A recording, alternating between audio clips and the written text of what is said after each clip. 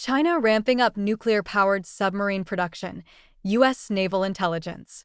China has dramatically increased domestic submarine production and is undergoing a shift to all-nuclear construction, according to testimony prepared by Rear Admiral Mike Brooks, commander of the Office of Naval Intelligence, for a congressional panel on March 2nd. The U.S.-China Economic and Security Review Commission is hosting hearings on March 2nd about China's growing maritime capabilities, which the commission's chair, Randall Shriver, stated were testing the global order both on the seas and beneath it. China is advancing a growing fleet of increasingly capable submarines, unmanned underwater vehicles, seabed sensors, and sophisticated oceanographic mapping programs, Shriver said. Brooks said in his opening testimony that China currently operates more than 60 submarines, one of the world's largest fleets. Of the 60, 6 are nuclear-powered attack submarines, at least 2 are nuclear-powered guided missile submarines, and 6 are nuclear-powered ballistic missile submarines. Then there are 50-plus diesel-electric vessels.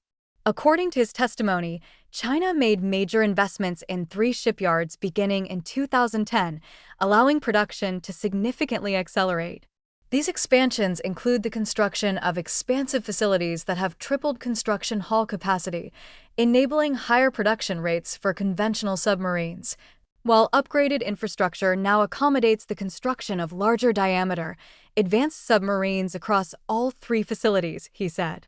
Brooks said the shift to nuclear was a strategic and significant one, pointing to the development of a low-power nuclear submarine with greater endurance than a conventional submarine, which could be used to increase regional presence and patrols more economically. The ballistic missile submarines could target the United States from within the first island chain, as the Chinese Navy's long-range precision strike capability has been enhanced in recent years, Brooks said. He detailed a few models, including 2 expected to go into production in the late 2020s and through 2030. These submarines will incorporate substantial advancements in nuclear reactor design, sensor performance, weapons integration, and noise-quieting technologies, the statement reads. The Type 096 SSBN equipped with JL for SLBMs will be able to target large portions of the U.S. from protected waters, fundamentally enhancing strategic deterrence credibility. China has also spent more than 20 years investing in unmanned undersea vehicles, and Brooks said Beijing is pursuing large vessels for long-range mine countermeasures. Beijing is also developing autonomous undersea integrated sensors, weapons systems, and vehicles, he said, while building layered undersea surveillance networks. Brooks estimated China's submarine fleet would grow to 70 by 2027, 80 by 2035, with half of them nuclear-powered. The commission also looked at China's efforts to gain economic and strategic advantage undersea in addition to military and dual-use developments. Brooks said that China holds the most seabed exploration contracts with the International Seabed Authority, where it can mine for critical minerals. He said that China already currently dominates the terrestrial critical mining supply chain. Extending this to the seabed would only increase various nations' dependency on China. He added that China is on the ISA Council, makes major financial contributions to the ISA, and regularly hosts ISA events, giving it significant influence over development of international seabed mining regulations and decision-making. Beijing is also making deals with Pacific Island nations to mine in their exclusive economic zones with an approach that circumvents international regulatory frameworks while advancing its Belt and Road Initiative objectives. Chinese companies are simultaneously developing technology to advance undersea mining, including plans to test collection vehicle maneuverability in water depths beyond 4,000 meters, the depth required for commercial mining operations in most target areas, Brooks said.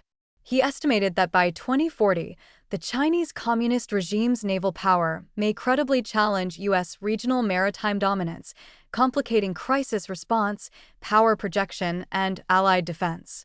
Brooks recommended the United States maintain its undersea advantages with increased investment, innovation, and strategic focus. Last year, The White House outlined the details of the agreement that the United States and South Korea made at their summits in August and October to collaborate on constructing commercial and naval vessels, including nuclear-powered submarines.